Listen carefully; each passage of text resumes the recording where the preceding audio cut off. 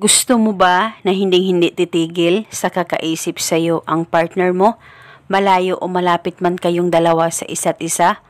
Kahit okay naman kayong dalawa ng partner mo, ay gusto mo pa rin na ikaw palagi ang pagkakaisipin niya kahit anong busy niya, kahit ano pa ang gawin niya, ay ikaw lamang ang magiging laman ng isipan niya at ikaw lamang palagi ang first priority niya.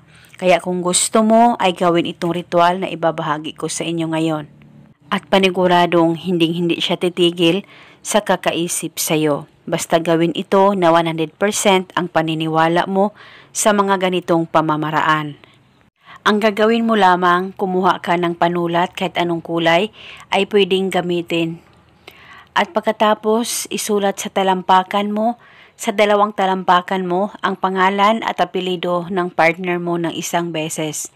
Isang beses isulat ang pangalan niya sa left at sa right na talampakan mo. Dapat susulatan mo ang dalawang talampakan mo ng kanyang pangalan at apelido. At dapat alam mo rin ang tunay na pangalan ng partner mo o ng taong gusto mong gawa nitong ritual. At pagkatapos mo nang masulat ito, itouch mo lamang ang pangalan niya dyan sa talampakan mo.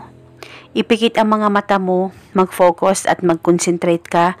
Pakaisipin mo siya at ibulong mo ang mga salitang ito. Pangalan at apelido niya. Sa kapangyarihan nitong ritual, ikaw ay hindi titigil sa kakaisip sa akin, malayo o malapit man tayong dalawa sa isa't isa. At pagkatapos, huwag niyo pong kusang burahin ang nakasulat dyan sa talampakan mo, hayaan mo lamang ito. At pwede ito gawin bago ka matulog o di kaya sa tuwing ikaw ay aalis, isulat mo muna ang pangalan at apelido niya dyan sa talampakan mo. At depende po sa inyo kung hanggang kailan nyo po gustong gawin ang ritual na ito at paniguradong ikaw lamang ang pagkakaisipin ng partner mo. Kahit okay naman kayong dalawa ay pwede mo pa rin gawin ang ritual na ito dahil isa itong gabay para mas lalong mapatibay ang relasyon ninyong dalawa ng partner mo. At ito muna sa ngayon, maraming salamat po sa panonood. May God bless us all.